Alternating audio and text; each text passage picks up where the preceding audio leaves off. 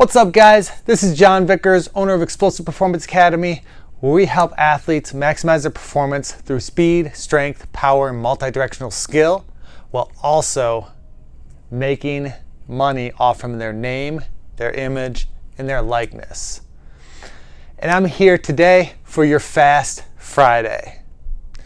So I wanted to talk about mobility, right? So there's this idea when it comes to a lot of athletics, a lot of sports, especially sports like dance and gymnastics and cheerleading and things like that, and really any sport, where there's this idea that flexibility is extremely important, okay? Which there is some importance to it, but the ability for an athlete to do like splits or touch their toes or just do a bunch of static stretching, it's kind of a fallacy that's going to help your performance. It really is a fallacy.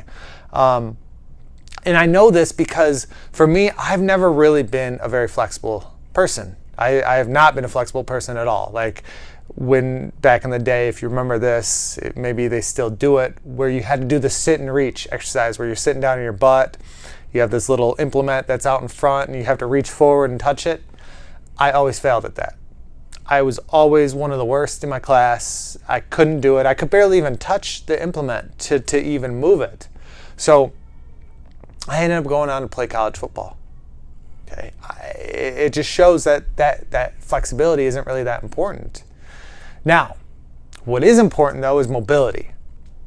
Okay, it's important to have mobility in joints because, and when I say mobility, I am talking about that dynamic mobility, dynamic ability to move, not just a static hold and stretch type thing. There is a little bit of necessity with that when it comes to mobility, but overall, the most important thing is for the joint of an athlete to be able to move within a range of motion and be strong within that range of motion. And I've talked about this before, but we want to be able to focus on getting full ranges of motion and muscle function throughout those full range of motions. And I know I've posted this before. There's a circle. This is a joint, right? This is a joint. Here's the middle. And we want an athlete to be able to go around this entire range of motion. Okay, so let's just say this is an arm joint. Okay, we want that range of motion to be here, all the way through.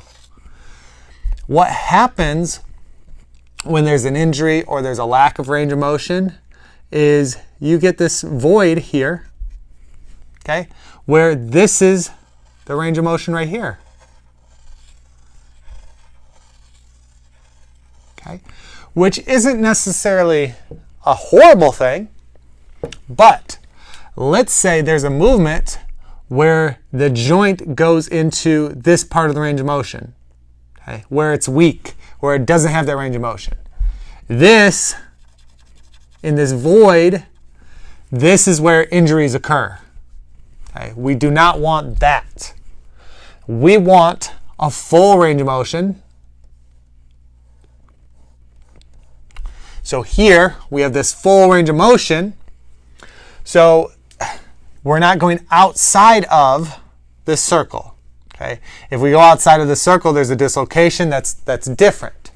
But if we are hit or if we do a motion throughout that range of motion, through that entire circle, we're going to stay healthy. Okay? We want to be strong throughout this entire range of motion.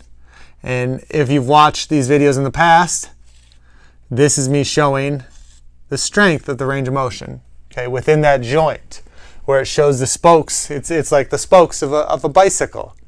So those spokes are keeping that strong. That's where your strength is. Where there's a lack of spokes,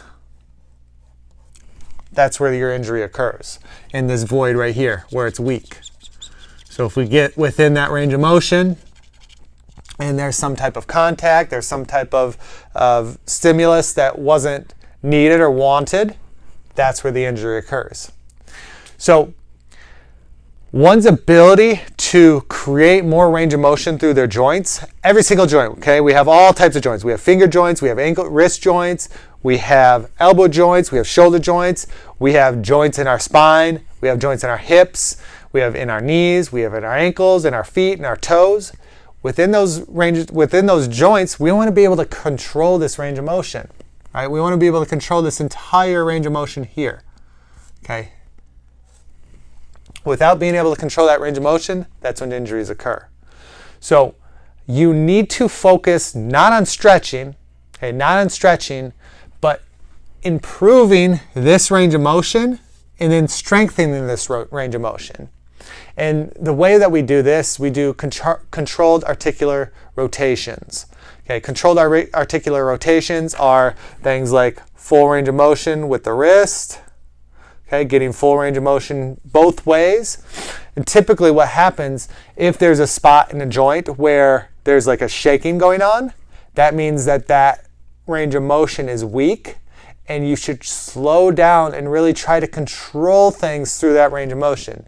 When you control things through that range of motion, that's your body, you're getting a brain-body connection where you're teaching the muscles how to fire through that range of motion. We teach the muscles how to fire through that range of motion, we become stronger, we become less prone to injury, and we perform at a higher level. So if you want to become more flexible, become more mobile, you need to increase the range of motion of the joint, you need to strengthen that range of motion of the joint, and you need to be able to back up that range of motion with even more strength. So I hope this helps you out. Okay, if you've suffered with injuries, or you're trying to become more flexible and you just really struggle with it and it's not working for you, this is how you do it. Have a great day. I'll talk to you guys next week.